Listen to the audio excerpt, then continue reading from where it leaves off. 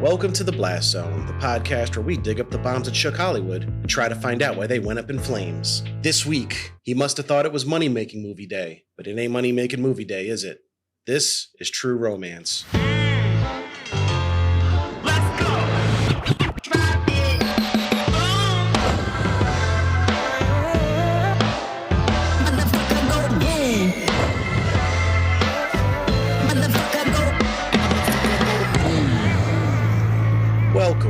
Welcome to The Blast Zone. Welcome to The Blast Zone. We are not a podcast about bad movies. We are a podcast about movies that did badly. That's right. I am Jon Drake, in-house film critic of my Letterboxd account. And I'm Ian Dukes. I'm a person with thoughts and feelings, and some of them are about movies. Movies like True Romance, which we're talking about today. Very exciting. A big movie for us. This is one of the tentpole films of the 1990s, I feel like. And not a lot of people realize it bombed. Seriously, I didn't realize it existed for many years. No, I did know that. Are you sure you were not the director of photography on this movie or the gaffer? As far as I know, I was not involved. All right, well, before we get into True Romance, Ian, I know you pre-warned me that you're not really sure how to answer this, but how are you feeling today? I knew you were going to ask that. And I don't know. You know what? I was pretty busy today, so I guess that's what I'm doing. How I'm doing is I don't know, because I didn't have time to check myself, see what's going on. I'm making it through the day, so I got to say that's all I can ask for. I can't disagree too much. The weather's been great. My whole family has their birthdays in a 2-week span, so it's been a hectic couple weeks. Happy birthday to everybody, by the way. Thank you. My children and my wife as well. All our birthdays in the first 2 weeks of June. Nice. Knock that all out. We're finally almost through all that. Yeah, we had one big party this past weekend, and it was a good time, but I'm ready to get back into, the lazy days, lazy weekends, relaxing and watching movies. That sounds like a good time. Have you had a chance to kick back and put on a movie lately? I did, but I had to cheat in order to make the time. I combined it with my research for this week's episode, and I watched a little movie called Man on Fire. Not the first time we brought it up on this show. I did. No, we talked about it during the Punisher podcast. Yeah, so I took your recommendation seriously. I watched it as Tony Scott research because he's the director of that movie as well as today's movie. And it's a good movie. I liked it. The second half of Man on Fire is this absolutely brutal revenge fantasy action flick. But the movie works overall because the first half is a really touching relationship drama between two great actors, Denzel, obviously, and Dakota Fanning, who is really young in this movie and really great. And they show so much heart and humanity, and you can't help but fall in love with them as much as their characters fall in love with each other. It's all this heartwarming stuff. And then there's a bonus. Christopher Walken's in it too, like he is in today's movie, except he's a good guy. You got to adjust your Walken radar. You're like, wait a minute, he's lovable in this movie. He's got a huge heart too. And your heart is swelling for all these great characters. If you're a skeptic like myself, then you were waiting for the other shoe to drop with Walken's character the whole time. Yeah. Did you have any of that going on? I did. You always do. But it never does. Like, he's just decent. He still looks like the consummate bad guy, but yeah, he's super decent and good in this movie. I hate to keep harping on The Punisher and pointing out its flaws, but that first half really makes the revenge half work, which, I mean, why don't more revenge movies follow that formula? I guess they do. I guess The Punisher tried, but you just got to make it good, and it just didn't do that. I think that's the difference. You have these little scenes with Denzel and Dakota, and you're like, oh my God, I love these two. They're so cute together. And you have these scenes with Tom Jane and his wooden wife and his cardboard child, and you're like, fuck this family. It's really intense. Yeah, and then the other part of it is it's a fun double feature with True Romance because Tony Scott of the 80s and 90s still had his idiosyncrasies. He had a lot of visual tricks he liked to pull out, very kinetic filmmaker. But then by the time Man on Fire comes out, he had leaned super hard into those tendencies, these strange edits and cuts and the super exposed film in certain scenes. Yeah, highly stylized. Extremely highly stylized. And you're starting to see the bones of that by the time True Romance comes out, but he hadn't fully embraced. And then by the time Domino comes out, he basically just run away from the reservation with it. And that was fully gone. Domino barely makes narrative sense because he's way more interested in just having some fun with his camera tricks. Yeah, there's moments in True Romance that I feel some of that Tony Scott kineticism, but Man on Fire is just super stylish. And I feel like he was inspired by the look and feel and the vibe in Mexico City, which sort of allowed him to lean into that stuff. Absolutely. Such a unique setting. Weirdly, it made me want to visit Mexico City, yeah, which I know maybe isn't the message most people take away from it, but it does really seem like a great place to check out. And actually, Silver First Green Video did a great series on Tony Scott. If any listeners are interested in checking out another podcast, they're good dudes. Been a guest on there a couple times. They had a series on Tony Scott that's very interesting. It sheds light on some of his filmmaking tendencies. But I wish I knew we were bringing Tony Scott movies to show and tell for the Tony Scott movie. I could have watched Crimson Tide or something, because I went in a completely different direction and watched Chip and Dale Rescue Rangers,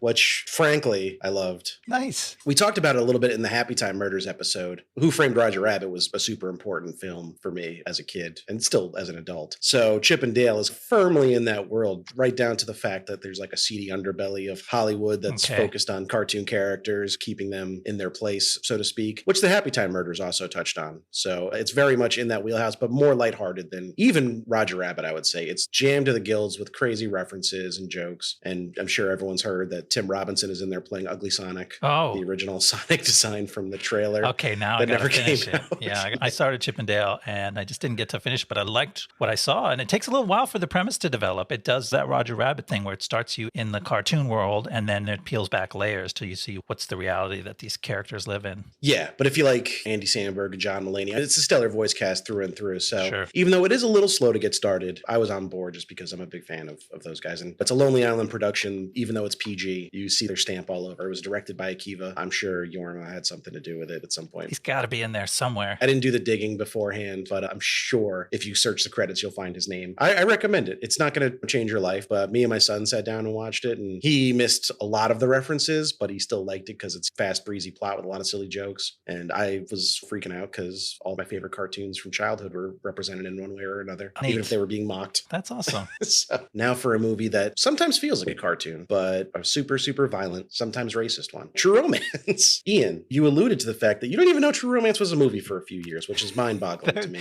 I may have overstated that. Okay, I had a feeling. I did know it was a movie, but I was literally scared of early Tarantino stuff for several years. And I don't know, maybe I can be forgiven. Reservoir Dogs is a pretty harsh experience. Pulp Fiction, not much less harsh, depending on what your sensibilities are. I was not ready to consume that level of violence in the casual way it was thrown at you. Now, I realized I might have mixed up this movie and Natural Born Killers, which is another, I think, Tarantino penned script, one of the few that other people directed. I think he worked on it, but I don't think it was fully his script. They say that Oliver Stone took it and did something different with it, but I think it started as a Tarantino nugget. Yeah, he's got the story by credit. Okay. So he came up with the premise and probably wrote the first draft, and then Stone took it and did his own thing with it. So we can't blame him for the particulars in that movie, but this blending of romance and bloody, brutal violence, this movie is a little more of a lighthearted fantasy despite some really brutal scenes. Anyway, I wasn't ready to take it for a while. I slowly got on board the Tarantino train, for better or worse. Now I understand him and I can appreciate what he's trying to do. And so coming back to it now, I was ready for it and I could totally see it for what it was and have a good time with it. I could totally see what you mean about confusing it with Natural Born Killers. They came out very close to each other. Male-female lead, love story about two violent people. But yeah, I think outside of the superficial details, they're very different movies because, like you said, this one is ultimately really is a movie about romance and love, despite some of its proclivities. It ends up being, or at least trying to be, a hopeful story, whereas Natural Born Killers is really just nihilism put to celluloid. So Natural Born Killers is not a movie I enjoy. I'm not a huge fan of Oliver Stone in general, to be honest, but yeah, that's totally a understandable mistake to make. But True Romance was a movie I did not watch for a long time. My brother had the VHS tape, but I was like 6 or 7 when this movie came out, so it was way too much for me. Even when I started getting into the older Tarantino stuff, I know I'd already seen Reservoir Dogs, Pulp Fiction, and Jackie Brown by the time I saw True Romance, but I probably saw Kill Bill, at least the first volume, before I even saw True Romance. Okay. It took me a long time to come around to this movie. I wasn't a big Christian Slater fan. I didn't really know any of the other actors in it because I was a dumb little kid. So there wasn't much drawing me to it. When I finally did watch it, obviously it's super in line with my interests and my taste in movies. So it became a favorite immediately. I've watched it probably like 5 or 6 times in my life. But it's interesting. I haven't watched it in the last 7 or 8 years as life's gotten busier and a little more chaotic. And some of the things that had crystallized in my mind about this movie, I found that I was mistaken on, which is an interesting phenomenon. You remember things one way and you're fairly certain that's how they go down. And then you watch the movie and I'm like, did I get a different cut of the movie by accident? Because some of the stuff is different than I remember. But no, just time and the way your brain works, you can come up with your own narrative there. So it was still a surprise in that sense. That's fun. Yeah, it's a little bit different movie. Yeah, because my brain is decayed. I'm probably losing chunks of it from stress and drugs. So it makes watching movies again fun, though. Yeah, fresh movies. With me, I just avoided all the movies Yeah. for decades. You can just wipe them out of your brain and get a fresh look at them. It works the same. Ian's is probably better for your long-term health, but we only We'll go see. around once. Exactly. Did you want me to talk a little bit about the making of this movie and how it came to exist? Yeah, let's hear how this thing happened. All right.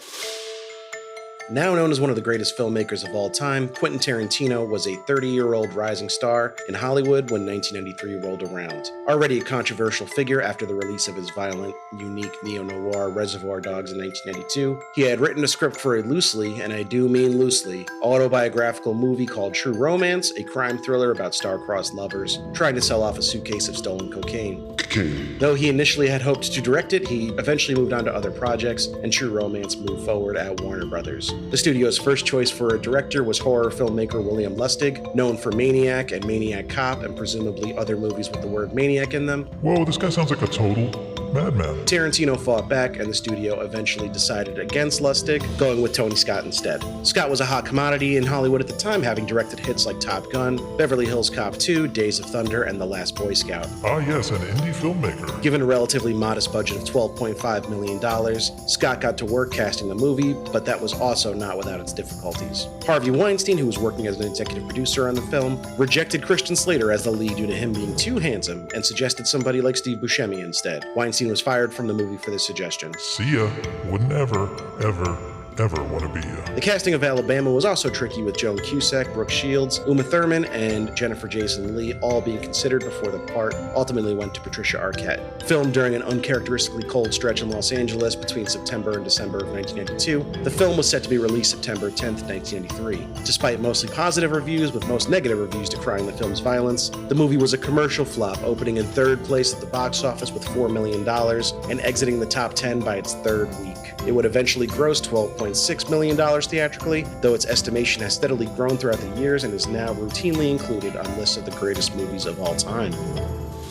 Wow. Empire had it at 87, I think, for the 100 greatest movies of all time. Pretty good. I don't know why my voice got all high at the end there. Pretty good. It's pretty good. Yeah, this is a movie people really like. Interesting story with Tony Scott. He established himself as like a summer blockbuster dude, especially starting with Top Gun. And maybe you could say everything is slightly downhill from there. But to be handed the keys to the Beverly Hills Cop franchise for the second movie, which made over $200 million at the box office. That was a huge movie. I did not realize it had such a big fan base at the time. Beverly Hills Cop 2 was a huge hit. Yeah, so you can't say he dropped the ball there. And then they're like, oh, we want you to do a little $12 million movie, which even for 1992, 93 money doesn't sound like much. And it's like, what were they thinking this movie would do? Right. I think Scott really liked the script. There's a few little tidbits of behind the scenes info that kind of indicate he really did fall in love with the characters and the story, even his cast and crew, although there are some troubling stories from the set as well. But it did feel like a passion project for him. Maybe it was his way of making a less commercial movie, because The Last Boy Scout made money, but it wasn't anybody's idea of a great film. He might have seen his chance to get back into making movies he was passionate about with this one. That's my hypothesis. That's a totally reasonable way to imagine it. He invested himself in this. This is such a Tarantino film by its themes and its characters, and you can tell that although Tony Scott made it his way, he didn't go, oh, actually, I think it should be something really different and try to twist it. So it's not a movie that's fighting with itself due to a struggle between the director and the author. Yeah, and I think he kept Tarantino in the loop pretty heavily. Okay. He had feedback on the changes he made. And Tarantino did say he changed the ending in a big way, but that was the only huge change that was made, and he grew to agree with Scott about the ending of the movie. And maybe if Tarantino had directed it and the tone was a little different, Tarantino's original ending would have made more sense, and we'll get into what that was and what was changed eventually. But he said, the way Scott told the story, I agree with the ending that he came up with. He supported it, and he was a big fan of this movie. That's a happy ending story, because we know that after this, and as we said, Natural Born Killers, which was one of those Tarantino scripts that got twisted, like he stopped writing for people, except there's some uncredited work. From Dusk Till Dawn. Oh, for his buddy. But that's his only relationship that was that tight, him and Rodriguez. And also, he starred in it. He was the second lead, essentially. So he was on set every day. I'm sure it was a very collaborative filmmaking experience. Also, From Dusk Till Dawn is fucking great, you guys. Like, I actually got a beer glass that has scenes from it. Like, you showed me. Yeah, it's awesome. Wild. I don't know how to put it on the show notes.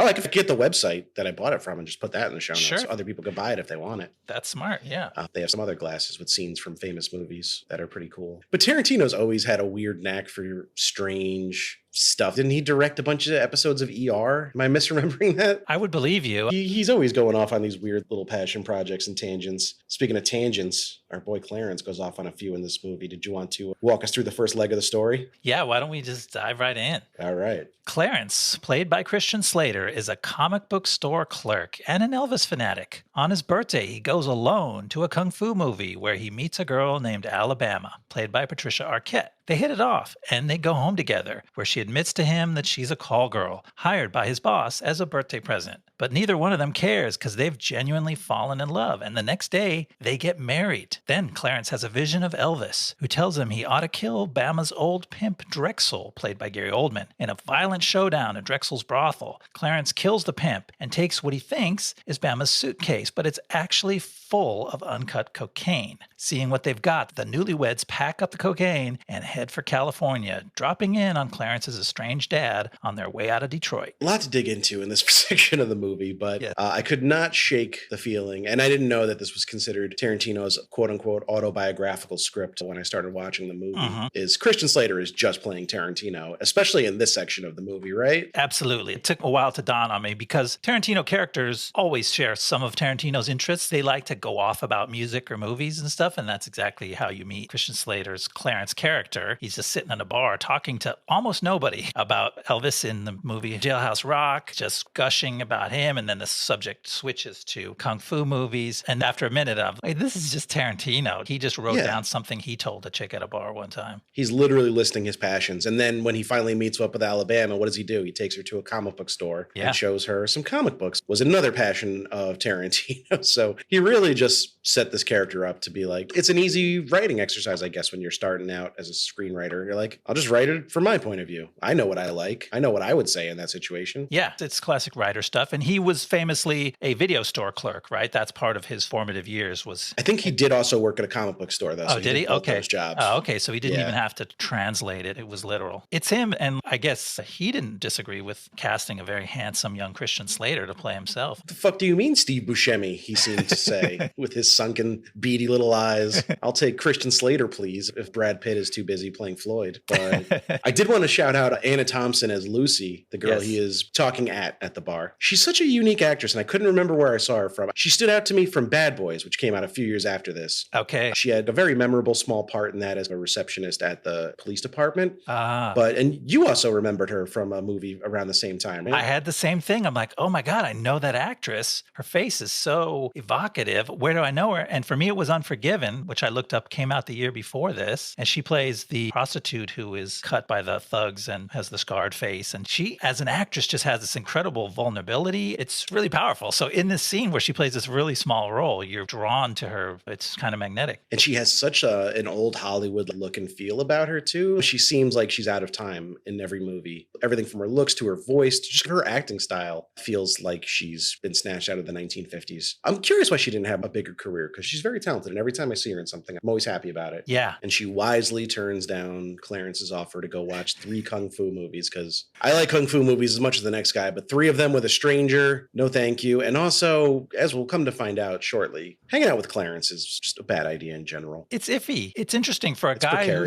has a really boring life, theoretically, leading up to this point. Things get exciting real fast. They do. And he's well equipped to handle it, which was one thing this movie feels like it's not exactly existing in our planet Earth. Things happen and you just kind of have to roll with it. This movie is very easy to nitpick if you want to nitpick little things. Sure. But you'll have a much better time if you don't. But everything from Alabama proclaiming her love for him after one night with him to the circumstances of this odyssey they go on, it tests the limits of suspended disbelief. Yeah, I think we both said similar things to each other when we revisited the movie, is that the title is a reference to these pulpy novels, True Romance. It sounds thin and cheesy, but it can also be taken very earnestly. This is Tarantino's idea of a true love romance. It's a pure love story. It's a happy fantasy. It's a fable. It's a fairy tale. So like a lot lot of the logic is fairy tale logic. The characters become a prince and a princess who are a little bit special and out of the ordinary for reasons that can't totally be explained. Yeah, a modern bloody fairy tale is probably the best way to describe this movie. But let's talk about Alabama a little bit. The meet cute where she spills her popcorn all over him at the Kung Fu movie.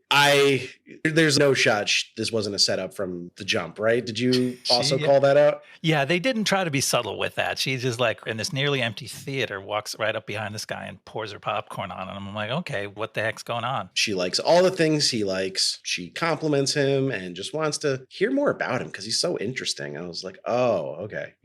Yeah. I immediately know what's going on here. But it's still very sweet. It's fun watching the night they have together and him just being a dork. But then they have sex. And if you had any doubts that this was a setup, I'm like, he just talked to her about Elvis, comic books, and Kung Fu movies till the wee hours of the morning. Still got laid. Something's probably amiss here. Well, that's the thing is it is a setup, but then she comes clean and says, yes, it was a setup, but I feel terrible because I actually fell in love with you for real during this fake relationship that I was supposed to be having with you. And then we're supposed to just take that at face value, right? Like she ends up saying, well, the only one I lied about was that I like the Partridge Family. I don't actually like them, but everything else I was right there with you, buddy. It's funny the deep connection he has with her because she's very reluctant to offer anything up about herself when he asks her, like, what's your favorite color? She's like, I don't remember. She tells him nothing at all. Yeah, she tells him nothing about herself, and he's still like, we have such a connection, which is such a dude thing to do, you know? You let me talk at you for 7 hours. You're the love of my life. It is the like fairy tale version of this is it's true love. The cynical version is these are a couple idiot kids who just think they're in love, but they're really pretty dumb because they don't know shit about each other. Now, I understand the theater they're watching these Kung Fu movies at is the Vista Theater, right? Which is in LA. Yeah. In LA Stalwart.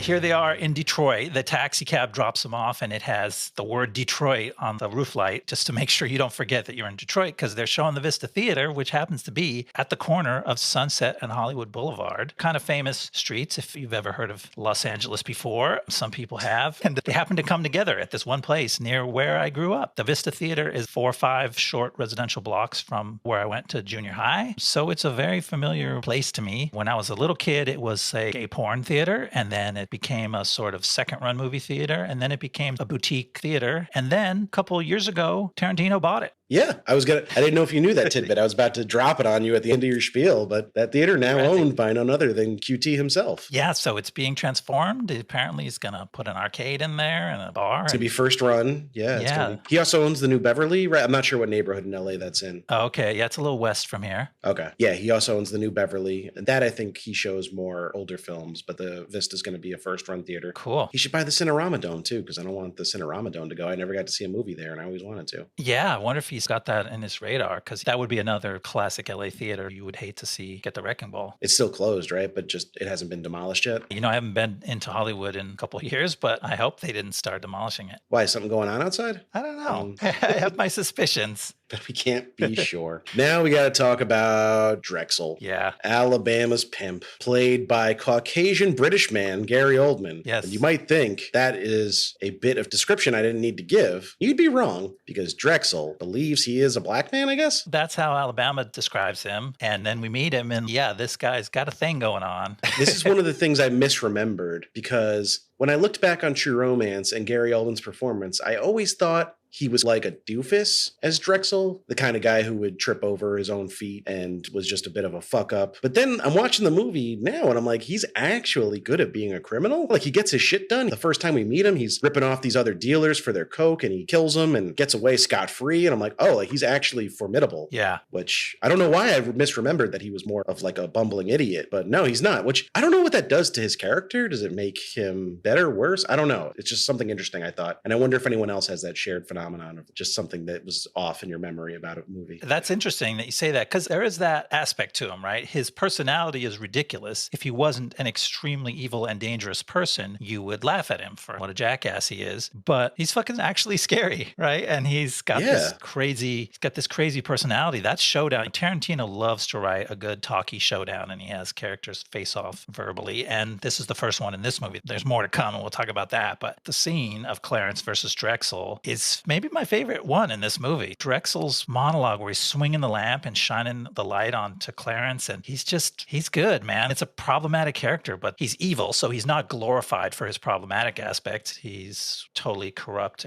Which is a problem we might have to grapple with the Dennis Hopper character later. That's a tougher scene to reckon with. Clifford Burley. Yeah, but I do agree. That scene where they're going back and forth, or I guess it's more Oldman monologuing, but then I also really liked Slater's rebuttal. Yes. You kind of think that Drexel has gotten the cut of him as a man and has dressed him down and he's going to wither, but he doesn't. He comes right back and he's meeting him every step of the way. And I was like, oh, that's interesting. I think most movies would have a character like this slowly like morph into more of a badass by the end of the movie, but start off as meek. But no, he's right there with him from the very beginning. And I couldn't help but thinking like he probably learned how to talk like this from movies, is the vibe I got from both Clarence and Tarantino. I was like, this is what a tough guy in a movie would say, which is probably why he's saying it and probably why Tarantino wrote it. It sounds like movie dialogue in a way that a lot of Tarantino dialogue doesn't. It's funny that you say that because there's also movies referenced in his comeback. So Clarence does his little comeback speech after you said Gary Oldman dresses him down and you're like, oh shit, this is little meek nerd Clarence. And then we see Clarence transform. He's actually cooler than we thought. And one of the things he says, yeah, I didn't look at the movie playing on the screen the whole time because I saw that 7 years ago. And that's the Mac starring so-and-so and so-and-so.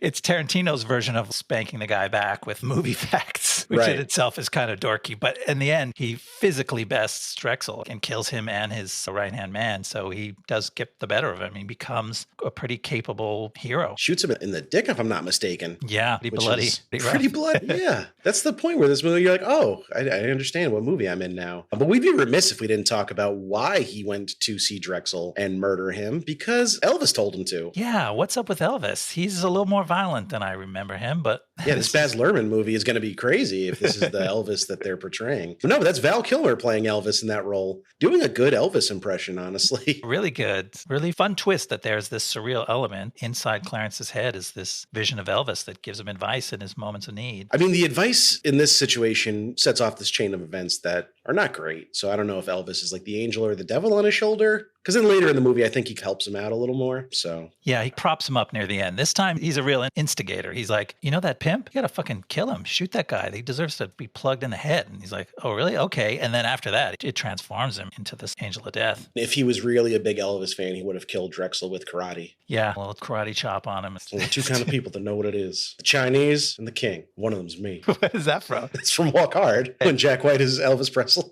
You remember that scene? I remember Jack White as Elvis, but I didn't recognize the line. He keeps like almost karate chopping him and being like, look out. It's a great scene. Yeah, I guess those are compatible versions of Elvis, that one and this Val Kilmer. One of them's a little more serious. I guess Jack White took the role a little more seriously and did a lot of research into his voice and mannerisms more than Val Kilmer did, probably. That's sarcasm, but no, both great portrayals. I'm curious to see what Austin Butler does with it. I do not have high hopes for that movie. Who knows what that's going to be? It looks like somebody watched Walk Hard and was like, not ridiculous enough. Make it even crazier. All right, so I did want to call out that Clarence leaves the crime scene, goes back to his apartment with Alabama. Alabama's been waiting there for him. He brings her a bunch of cheeseburgers. And when she starts crying after finding out that he's murdered a bunch of people, he's really awful to her. Did you track this? Like, he's pretty terrible in this scene. I know what you mean. It's disconcerting, right? Because you're like, oh shit, their new lovey-dovey relationship is already on the rocks. He's revealing himself as a jerk. But I gave him a pass. Because he just fucking killed a man. He actually killed two men. It was really violent, and he had never done anything like that before. So I'm like, okay, this is a man he's on the edge, it's right? Apart, yeah. He's pounding cheeseburgers and going, this is the greatest thing I've ever tasted. Like, he is really off the rails. Those were big kahuna burgers, too. They had to be. It's a tasty burger. There's a lot of hamburgers in this film, and it does make me want to go out to some kind of shack and order something. Tarantino loves his burgers. But you could clearly tell in Pulp Fiction that the big kahuna burger was just a McDonald's cheeseburger.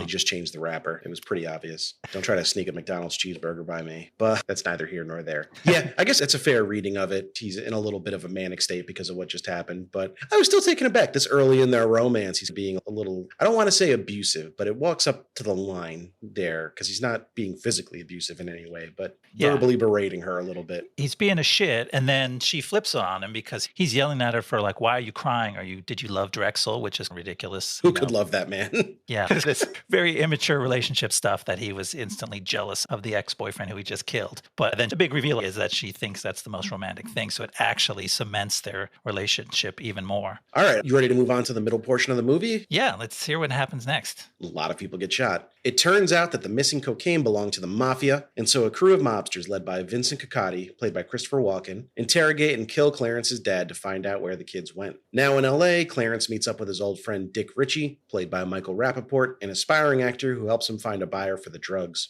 Dick's friend Elliot is the assistant to movie producer Lee Donowitz, who agrees to meet and buy the cocaine. But then Elliot is stopped for speeding, and the cops find the cocaine sample he's carrying. Threatening him with jail time, a pair of detectives convince Elliot to wear a wire and turn Clarence's drug deal into a major bust. So this summarized a lot of stuff down pretty quick. And if anybody who's watching this film along with us, literally, the Elliot getting caught by the cops happens more in the third act, but it flows better in the storytelling with the second act stuff. So that's why we mention it here, because it's easier to talk about in this order. And the third act, a lot of stuff starts happening real fast. And so we put all the violence at the end. Yeah, the third act is essentially one long gunfight, more or less. But probably the most famous scene in this movie is the showdown between Vincent and Clifford, which is Walken and Hopper, respectively. Interesting to see Dennis Hopper playing, actually interesting to see both of them playing like just dudes. Yes. You know, neither of them are doing any real affectations with their speaking patterns. None of them are being just like wild, crazy people, which, you know, Hopper, I think, has played like 3 or 4 mentally stable people in his life. And this seems maybe like one of them until, I guess that's debatable. But he goes for it in his final moments. But yes, until that moment, he is super normal, especially for a Dennis Hopper character. He is just like, hey, I'm just the dad. I'm a security guard. This is my kid. I'm trying to help him out. What's going on? There's no other twist to it. And like you said, Christopher Walken, same thing. You're expecting him to go a little bigger, but he makes a really nice choice by playing this character who has some wonderful dialogue, playing him really straight and matter of fact, and that makes him cooler and scarier in a way. Yeah, I really enjoyed this Walken performance. I feel like 93, maybe you get up until 97, 98 before every Christopher Walken performance starts feeling like he's playing Christopher Walken. Yeah. So these are still those performances I treasure. And that's not to say that there's not good stuff that comes out of that period of his career, but you know what I mean. Yeah, he's very definitely much being Christopher Walken in all his roles after a certain point. Yeah, this is not self-caricature Chris Walken. This is the good stuff in this movie. And before we move on from Dennis Hopper as the dad, and I know we've got more because we got to get to the end of the scene where things get gnarly. I have another little mini tidbit. Can I throw a second tidbit into the same show? Two Ian tidbits? Ian, you can throw as many tidbits in the show as you have. All right, here's the second one. Tidbit. Mini tidbit. Hopper plays Christian Slater's dad. And Ian, real me, once stood in line in a bank next to real Christian Slater's dad. And how do I know that? Because he was really interested in telling everybody in the bank line that, hey, I'm Christian Slater's daddy. And he didn't talk like that at all. But that's the way I keep his memory alive in my mind. It's like a middle-aged guy chatting up the lady next to him in the bank line. This is back when people used to wait in line in banks. I don't know if that's a thing anymore. You do all your work with a robot now. We used to get checks and there'd be big lines of people. And so here's a guy chatting up the lady next to him. And they're like, oh, this gentleman is kind of animated and weird. And why is he talking so much to a stranger? And it was because this whole time he was trying to get out this factoid about himself that, oh yeah, Christian Slater, that's my boy. I'm his daddy. Interesting. You seem like a nice guy. He seemed totally nice, a little bit high-strung, more high-strung than Dennis Hopper. You mean more high-strung than Clifford Worley? Because I don't think anyone was more high-strung than Hopper when he had to turn it on. More high-strung than Clifford, for sure. All right. I love these tidbits. I grew up in New York. You grew up in LA. You definitely got the cooler celebrity interactions. I do remember seeing Sam Rockwell in line for coffee, and I had the thought that if I just ran up and punched him in the head, I'd be on the news. That would be cool. But then I was like, I don't want to punch Sam Rockwell in the head. He seems like a nice guy. So yeah, that'd be a sad reason to get on the news. I know, but it's just with those invasive thoughts you can't help but have. Like I could be a little bit famous if I just punch this guy, but I didn't do it. I didn't do it. My friend Matt talked to Jake Gyllenhaal outside of a movie theater and said he was very nice. Oh, nice. So that's all I got. We have some celebrities here, but okay, not to the same degree you guys do. And but the showdown between Walken and Hopper is just top-notch stuff. I know there was a line you wanted to call out, right? Yeah. So as an example of Walken's low-key delivery, he punches Dennis Hopper's character in the face. And he says, what I have to offer you, that's as good as it's going to get. And it won't ever get that good again. It's just really good dialogue and really well delivered. It's really good dialogue. I love that line. Yeah. Plus Quentin Tarantino. He knows how to write a movie. Yeah. And Christopher Walken knows how to deliver it. Did Dennis Hopper's dog just run away, though? Like, he parks, gets out of his car, and his Rottweiler just bolts in the other direction. And with the way the scene goes, it's probably for the best. But I was like, he didn't, like, chase him or anything. He just, like, calls after him once and then goes, oh, fuck it. Yeah. That's when he's going into his death. It's almost like he knows he's doomed, although he doesn't at that moment. Yeah, all right. And then there is a long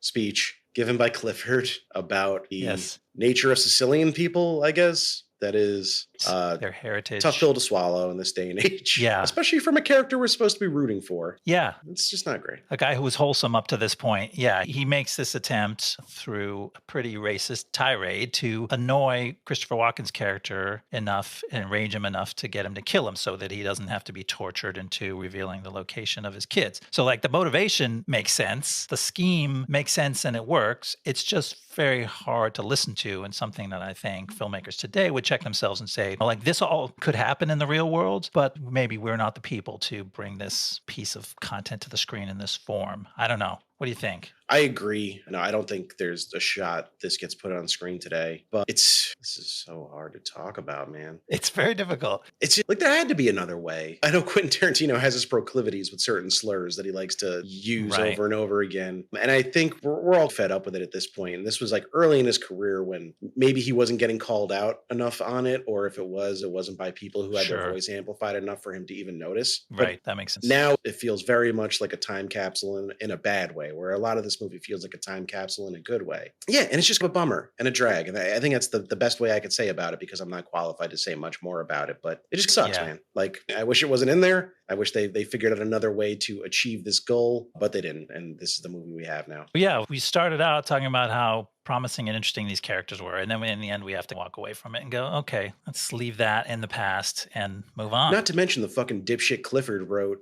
Clarence and wife in LA visiting Dick and left it on his fucking fridge. So even if he gets tortured and killed, they never think to glance at the fridge. They're going to find out whether he gives it up or not. Just tell him, man. It's on the fridge. Yeah. You dipshit. Fucking idiot. All right. That's my rant about Clifford Worley, who may be an idiot for all we know. You didn't even have to get punched in the face. But yeah, they're in LA because they're going to find out no matter what you do. They were going to kill you the second they walked in. If you couldn't tell that, then you're a fool. So then I guess it's time to talk about when the movie goes, and I'm going to put this in big quotes, goes to LA, because the movie's been in LA the whole time, but now we no longer have to pretend we're in Detroit. We're actually in LA. And we meet, I put a note here that Ian tells us something about where they shot the movie tied to his childhood, young adulthood, but you already did that. I was just guessing. Taken care of. Check that one off. That was, yes. A shot in the dark, and I was on the mark. I can vouch. John had written that down before I said anything. And then I said, you know that thing you wrote? I got 2 of them. Always has to one-up me. I love it. Sorry. No, I love the Ian tidbits. I cannot get enough of them. Let's talk about Michael Rappaport as Dick Ritchie. Is Michael Rappaport a bad actor, or is Dick Ritchie a bad actor? I don't know that Michael Rappaport's a bad actor. He's like a personality I don't like outside of movies,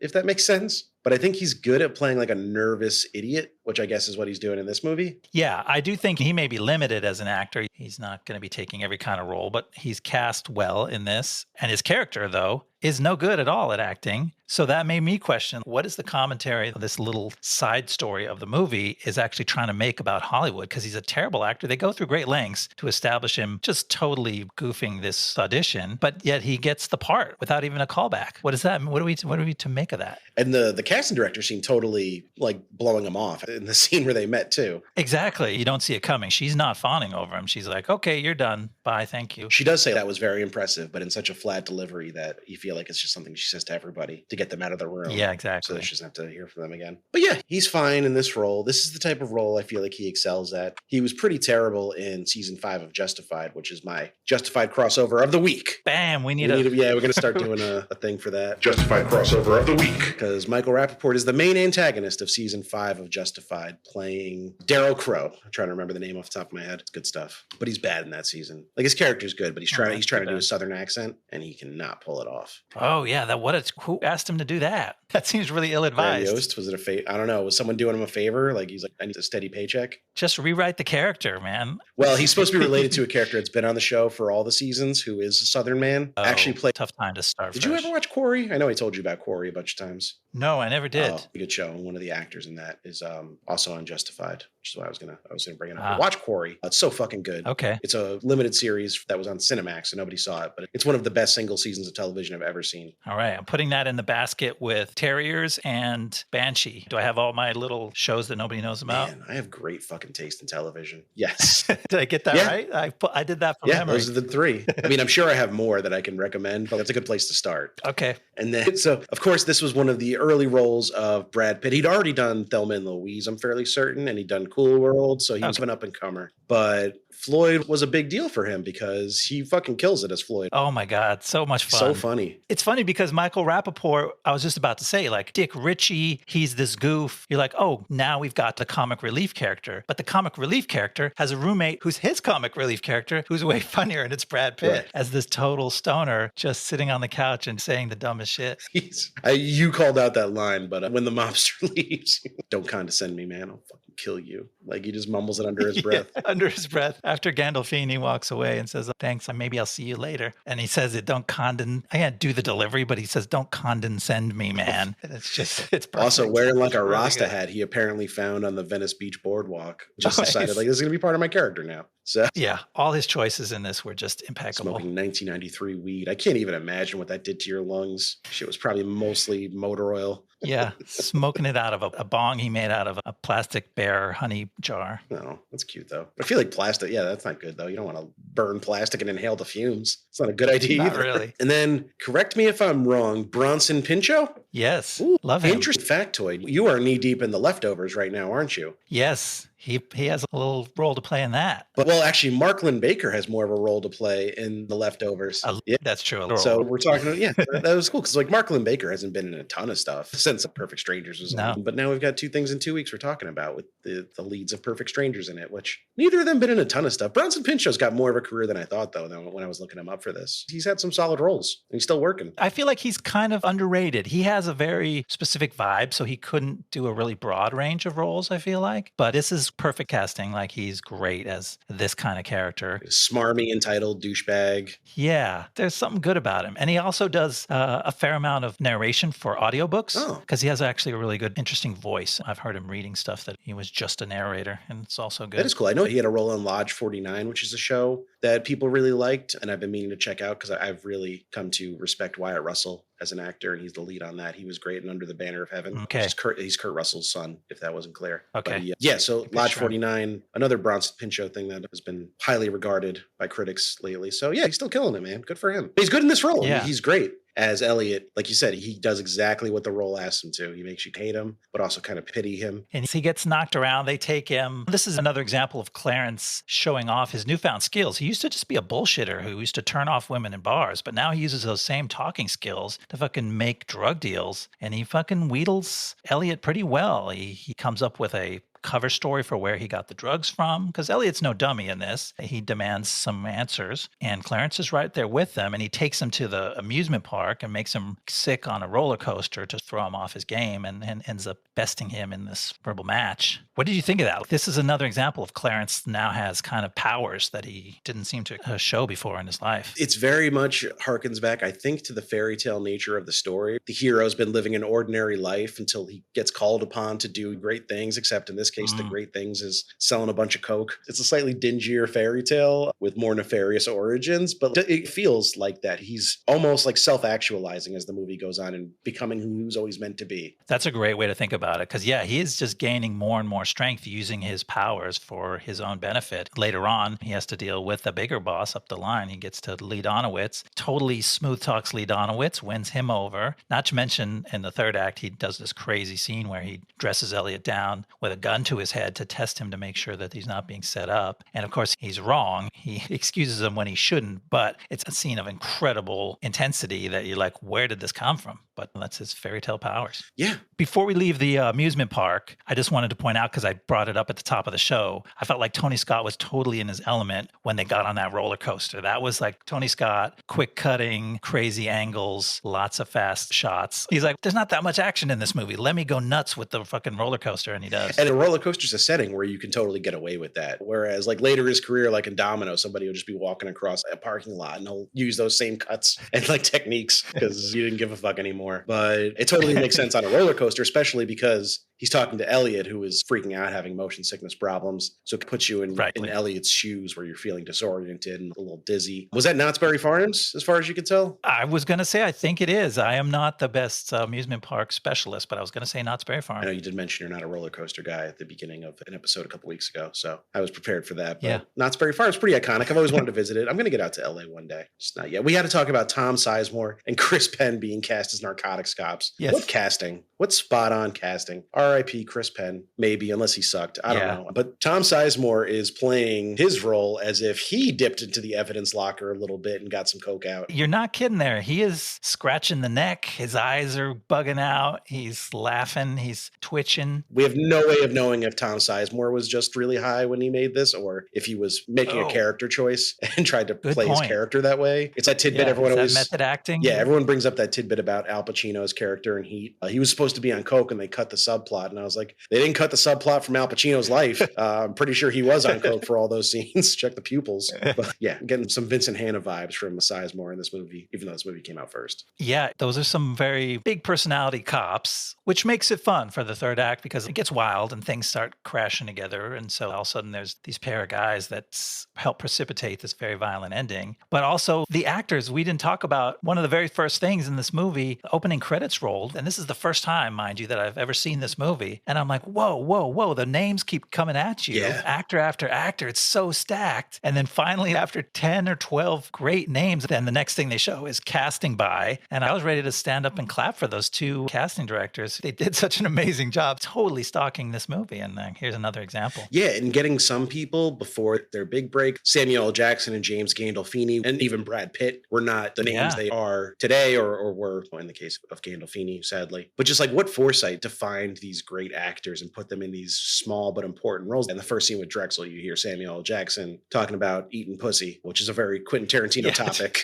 Just the perfect Tarantino, Sam Jackson moment. And you're like, okay, now we set this up. Sam Jackson is going to be a big character in this movie. And 20 seconds later, he's blown away. And that's it. That was all he was there for. I was shocked to hear that he was in this movie because I was like, I would have remembered if Samuel L. Jackson was a big character in this movie. And I was like, oh, that's why. He didn't even have time to take off his hat and coat. He gets in this quick little funny Tarantino patter and then boom, the shotgun comes out. Quentin Tarantino loves to put Samuel L. Jackson in situations where he talks about what he enjoys doing with women, like giving foot rubs and Pulp Fiction, eating pussy and True Romance. I can't remember what it was in Jackie Brown, but I bet there's something in there too. There's gotta be. He's such a good actor though. But good shout though. We should give some credit to the casting directors of this movie because what a fucking all-star ensemble this movie is. And people just keep showing up and you're like, holy fuck. Like up until the third act, we're meeting new characters. Like Saul Rubinek pops up as Lee Donowitz and you're like, oh shit, there's fucking guys in this movie too. Yeah, he kicks ass in this too. He's a perfect casting for this sleazy, coked up Hollywood producer. And if you give a shit about the Quentin Tarantino expanded universe, he is playing the great grandfather of Donnie Donowitz, a.k.a. the Bear Jew from Inglourious Bastards. Oh, wow. Yeah, he likes to throw in some little connections like that. Well, that's a real thing? I didn't even know he was doing those. Oh, yeah. Yeah. There's Vincent Vega. John Travolta in Pulp Fiction is the brother of Vic Vega, Mr. White in Reservoir Dogs. Oh, wow. Or Mr. Blonde. I can't remember which one it is. Michael Madsen and John Travolta's characters are brothers. There's a lot of like allusions back to this stuff. There's actually one that involved the ending of this movie, which we will not spoil yet because we're not up to it. Do you want to walk us through the end of the movie? Yeah, let's bring this sucker home. So, while Clarence is out getting food, Cacotti's henchman Virgil catches Alabama alone in the couple's motel room. Virgil beats Bama, but she manages to kill him just before Clarence returns. The pair pack up the cocaine and head out to nurse her wounds and prepare to do the deal. At Lee Donowitz's hotel, the deal proceeds smoothly, and in the bathroom, Clarence is once again visited by a vision of Elvis, who tells him he's doing great. Suddenly, the cops and the mobsters burst into the room all at once. A massive shootout ensues in which Lee, Elliot, the cops, and the mobsters are all killed. Clarence is hurt,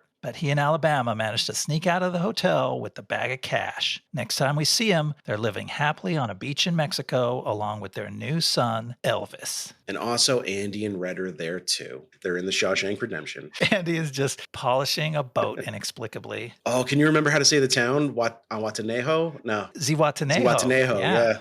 They said Cancun, but I was just to throw everybody off the trail. They're actually Zihuatanejo, yeah. Don't forget that name. You got to remember it when you get out of jail. You're never going to catch up to your buddy. I would just be at like a cab stand just being like, it's something Neho. Wata something? Can you help me out here? I'm trying to get to freedom. They'd be like a Neho, oh, tequila, and they'll just take me to the liquor store. But so I said that the Christopher Walken and Dennis Hopper showdown is the most famous scene in this movie. If there is a contender, it is the Virgil, who is the henchman played by James Gandolfini, an Alabama fight scene. And I call it a fight scene because it is not a beatdown or a torture scene. It starts out as, and you think maybe it's just going to be. Luckily, they didn't go down that route and just have her be damsel in distress. She fucking kicks the shit out of him eventually.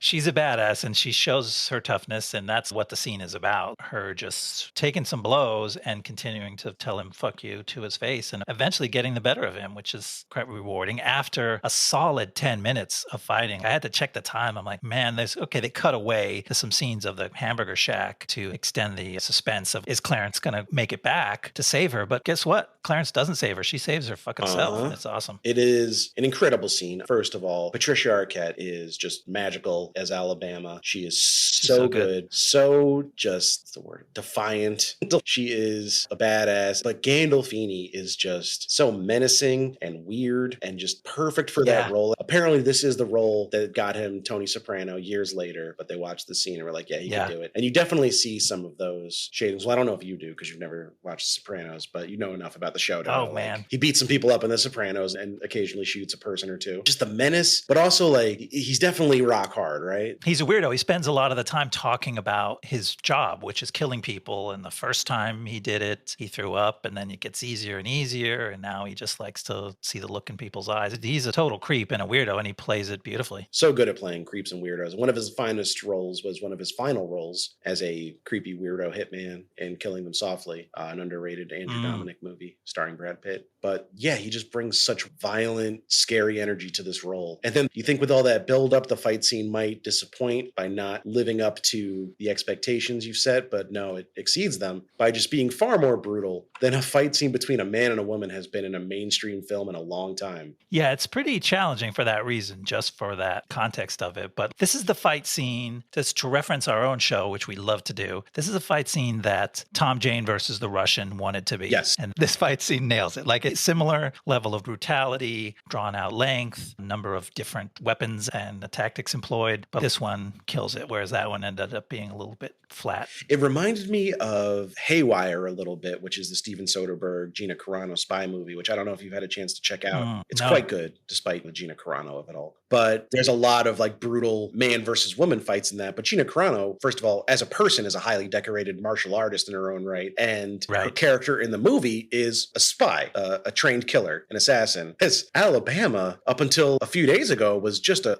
new to the job call girl who has no combat training as far as we know. So the dynamic between their characters could not be more different. He should be just dominating. And you could maybe make the argument there was a little hubris involved. He was playing with his food a little bit, so to speak, and then he paid for it later. Yeah. But still, it was just incredibly violent, incredibly brutal scene. But you still manage to stand up and cheer when it's over because the good guy won. And she's creative. She gets him with a bunch of different things. The lid of the toilet tank. She lights some Aquanet on fire and blasts flame in his face. There's all kinds of scrappy things she does to keep the fight alive. And she eventually just gets him with a shotgun to the face, right? A few shots. Yeah, but first, like the key thing is the corkscrew. It's the, what do you call it? Swiss Army knife corkscrew. That's his downfall. He says, go ahead and take a shot at me. She's holding up this tiny corkscrew and she gets him in the foot. And that's when she gets the better of him and gets the shotgun away. It can be a tough scene to watch. Apparently the studio thought the scene was too violent and their note was just to make her hurt him less. Like, how is that your takeaway from that scene?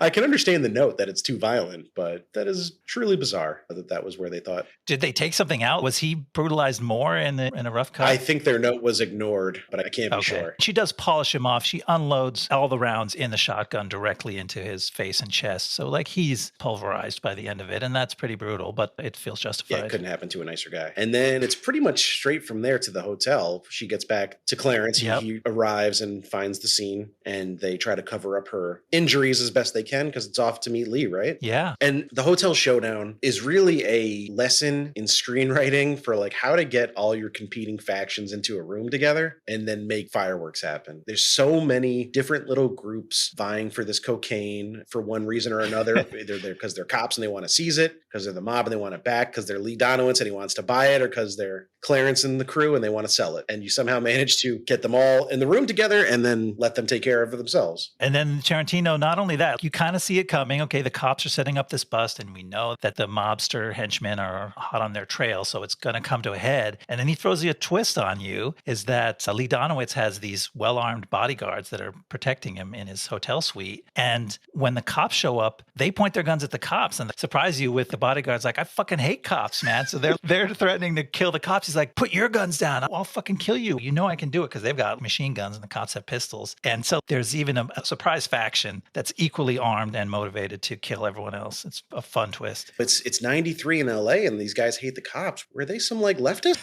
The henchmen didn't strike me as Antifa, but 92 was the Rodney King riots, right? Maybe these guys are with it. Yeah, you don't expect it from the tall, blonde, Nordic looking bodyguard, but yeah. Don't judge a book by its cover, I guess. And then obviously a gunfight erupts. Spoiler alert. If you get 35 people in a hotel room with a bunch of guns, somebody's going to fire one. I don't even remember how it starts. It starts between Lee and Elliot. Oh, right. Lee finds out Elliot's a snitch, yeah. And then he throws coffee on him. And for some reason, that causes Chris Penn to shoot Lee for the crime of coffee burning Elliot. Kind of really fucked up there. They might have all walked away with their lives. But no, just about everybody in that hotel room gets shot, except for, well, Clarence does get shot. He gets shot in the eye. Alabama makes it out unscathed for the first time in the movie. Dick Ritchie lives, right? Yeah, he sneaks out. I had to watch it a second time. In the middle of the chaos, he manages to tumble out of the door and run up the hallway before it gets too bad. Everyone else perishes, and Alabama shoots Chris Penn. Apparently that was a studio note as well. They wanted one of the other, like a mobster, to shoot Chris Penn. And I wondered about that because the first time I watched it, you have to watch really closely to see who shoots who because there's so many people shooting so many other people in a very tight time frame. But Chris Penn fires the shot that she thinks has killed Clarence. Yeah.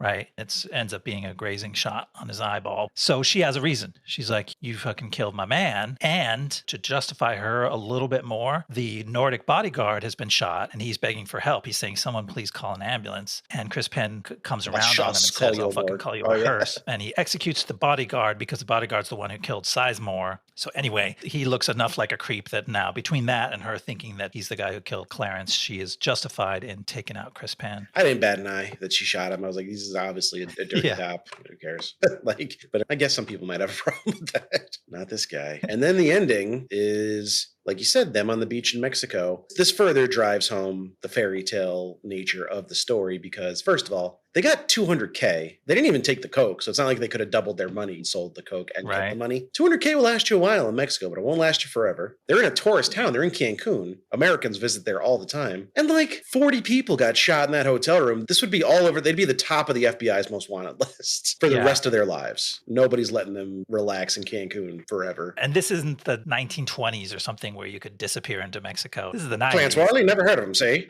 Yeah, there's direct flights in and out of Cancun every day from all over the States. So it is a fairy tale. But it's one I enjoyed. It's a nice one. Whenever the name Elvis comes up, that's where the surreal, dreamy visions happen. And it comes up again in the end because they named their son Elvis and seals the deal on the fairy tale ending. That was Patricia Arquette's real son playing Elvis in that last scene. Oh, it was? Yeah. Oh, nice. Cute. So that was True Romance, a movie I think it's safe to say we both enjoyed a fair amount. I'm a big fan. Yeah. It's not without its issues, as we noted, but it's got a lot going for it, which is such like a stupid thing to say about one of the most beloved movies of the 20th century. It's not bad. It's got some stuff going for it. Yeah. Shut the fuck up, John. But no, I will not shut the fuck up. I will tell you that I enjoy the movie True Romance like some kind of controversial hot take. Hey, look, buddy, it's your pod. Your takes can be as hot as you like. Let's talk a little bit about the people involved in this movie and where they went. I'm not going to run down Quentin Tarantino's fucking career for you because everyone knows what he's at. But you mentioned he did some uncredited script doctor work. Do you want to know one of the things he did script doctoring on? Do you remember that terrible, horrible, no good, very bad SNL movie, It's Pat? I remember that it happened. He was a script doctor on that movie. Honestly, that sounds like fun. Who would not take that gig if you got a chance? If you put a gun to my head and said, can you swear that he was a script doctor on that movie? I'd say no. But it's all over the internet. Why would anyone make that up? Because it's hilarious, I guess. I could see why someone would make that up. But I choose to believe it. It's my headcanon now. He also did some rewrites on The Rock, which we mentioned last week because Hensley, or not last week, 2 weeks ago, because Hensley did rewrites on The Rock as well. It's like a party over at the Rock Writers Room. But after From Dusk Till Dawn, he would stop his screenwriting exploits unless it was for a movie he was going to direct. Maybe when he retires from directing, he'll give it a shot again a couple times. I know he said he wanted to write about film more than be involved in creating it. Okay. I wouldn't be shocked to have him pull a couple screenplays out of of his drawer. Yeah, if they were sitting in the drawer, it'd be a shame for them to stay there. As far as Tony Scott, obviously R.I.P. committed suicide in 2012 by jumping off the Vincent Thomas Bridge. Very sad. Funny tidbit for that. But after this, he had a great career. He did Crimson Tide was his follow-up to this, another big hit, another good movie. Enemy of the State, which is a film I like and has probably risen in estimation since it was released, only because it predicted the surveillance state of apps and technology tracking everything we do so minutely. It seemed like science fiction at the time, but only a short few years later, it was reality. Yeah. Also noteworthy because it's a good Gene Hackman performance and one of the last we got. Oh, okay. Worth checking out. I'll have to go back. I know I saw it, but I remember very little of that one. Yeah, it's worthwhile. And then he did Man on Fire, which we talked about. Deja Vu, which I'm a sucker for Deja Vu. It's so stupid and trashy, but he manages to put like some real gravitas in it. It's a time travel movie with Denzel and Val Kilmer, two of our faves here on The Zone. For sure. And Jim Caviezel plays the bad guy, which, hey, just like real life now, because he's a bad guy. And after that, he followed it up with Unstoppable, which I still haven't seen. I know it's Denzel on a train. That's all I know. Okay. And then sounds fun. Domino, which we will have to talk about at some point. Stay tuned for that one, because that is a bomb in every sense of the word. And then sadly, like we mentioned, his career was cut short. He was a favorite of mine. There's very few Tony Scott movies I watched and did not enjoy, which is why I keep bringing up Domino, because it's like an outlier in his filmography. So Tom Sizemore was originally supposed to play Virgil, which I could totally see. Yeah, he would work for that. He does not have the physical presence that Gandolfini has. Even here, where he's much thinner than he would become later in life, he's still just a massive dude. Yeah. And I think that really adds a lot to the scene. Sizemore's not a small man, but he just doesn't have that towering presence. Yeah, they got Gandolfini, and that was like, you couldn't do better than that. So glad it worked out. So I alluded to the original ending. Clarence was not supposed to survive. He was going to die, was the original ending that Tarantino had written. And then for the followers of the Tarantino verse, in Reservoir Dogs, Mr. White mentions working with a girl named Alabama.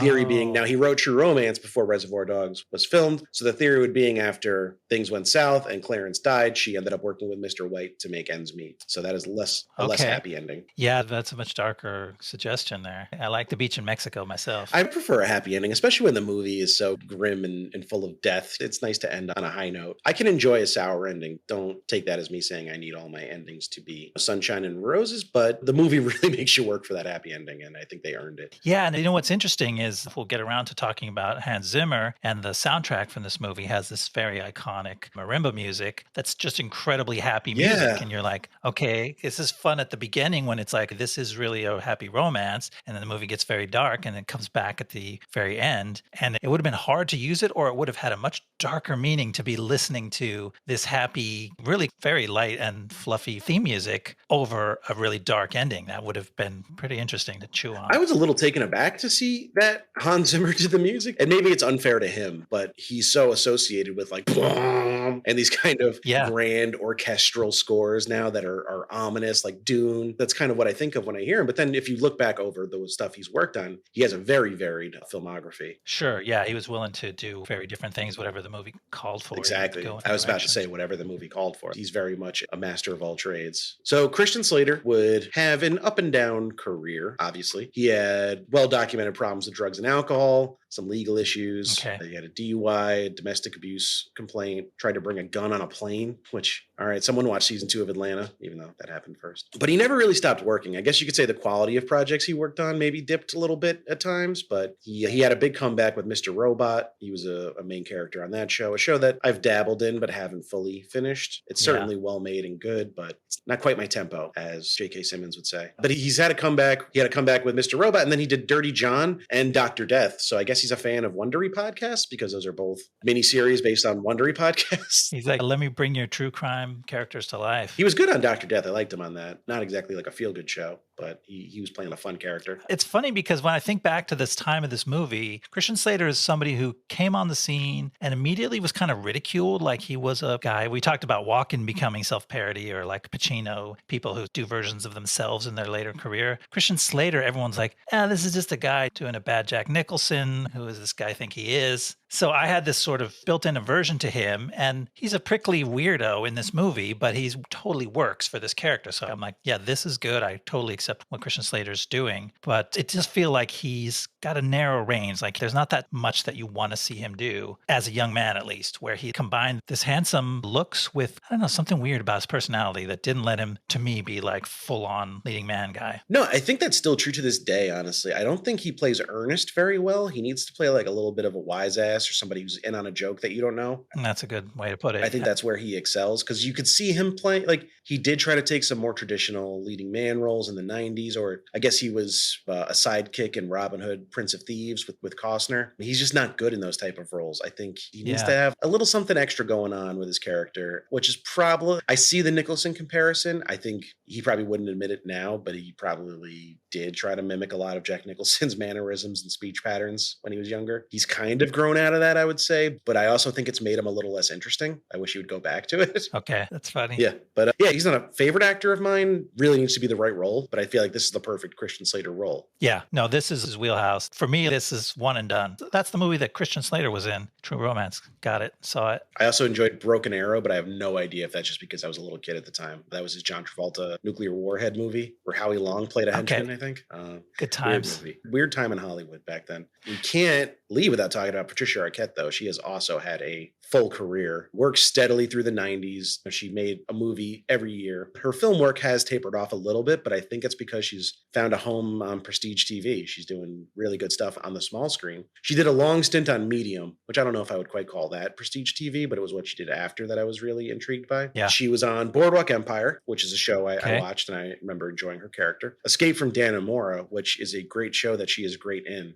Really good miniseries. The Act, which is a show that I've been really meaning to try, but have not checked out yet. Severance, which I know you were dipping your toe into. I didn't get further than the toe, but the toe was enjoying it. And then she's on an upcoming Apple TV Plus comedy series called High Desert. Awesome. So she's never slowed down. She still rules every time you see her in something. She's going to bring a little extra flair to it. Where else would you want to be right now as a working actor at any stage in your career, but getting these prestige shows like the list you just rattled off? That's killer. Yeah, kudos to her. I don't think anybody really had any negative repercussions because of the failure of this movie, because it was universally loved by critics and audiences that did get to see it almost right away. So it's one of those situations, I guess Scott Pilgrim's a good comparison, where it came out and it failed, but everyone was like, everyone who worked on this is going on to do bigger and better things because the movie was great and nobody was mad. Did you have any theories about maybe why the movie didn't find a bigger audience, or what your final thoughts on it are? When it comes to a final thought this week, I'm a little bit unprepared. Just like I was back in the 90s, I was unprepared to see this movie. I just wonder if maybe America was a little bit unprepared too. Tarantino now is a genre of his own, and everyone gets him, and everyone goes, oh, this is what Tarantino is. This is the things that happen in Tarantino's worlds. But I think maybe it took time. Like, he was cool with the cool kids, but I think it might have taken time for America in a mainstream big way to accept him, to get what he was doing. And I don't know if the box office of Pulp Fiction or some of the other things that came out right after this prove me wrong, but I think maybe it took time for us to get on his wavelength. And that's my only theory about why, as much as Tony Scott recognized that this was something cool and fresh and fun for him to do in Hollywood, everybody couldn't see that. Yeah, no, I think you bring up a very good point about Tarantino not really being the speed of mainstream America and film goers at the time. Pulp Fiction was a breakout success financially, which I think changed the landscape. It definitely changed the landscape. Like you said, Tarantino's a genre now, and that's why, because Pulp Fiction made $215 million worldwide. But it also won the Palme d'Or. It had a huge buzz around it. Every trade magazine, newspaper was just raving about it up until the release date. And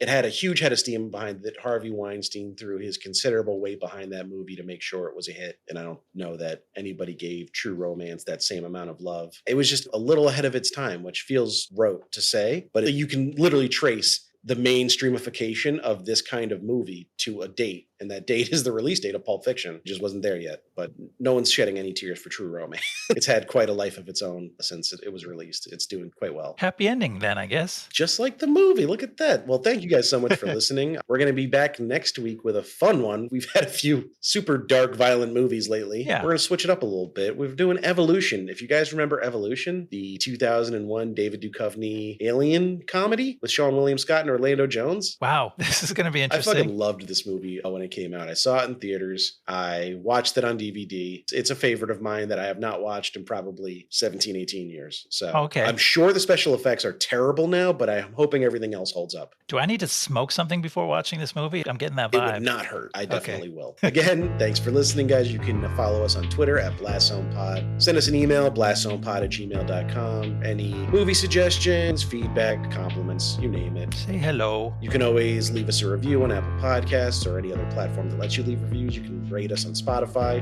We appreciate seeing those numbers tick up every so often. It's awesome. Makes us feel good. Feels real nice. And we'll see you next time in the Blast Zone. See you next time in the Blast Zone. Blast Zone. Womp womp.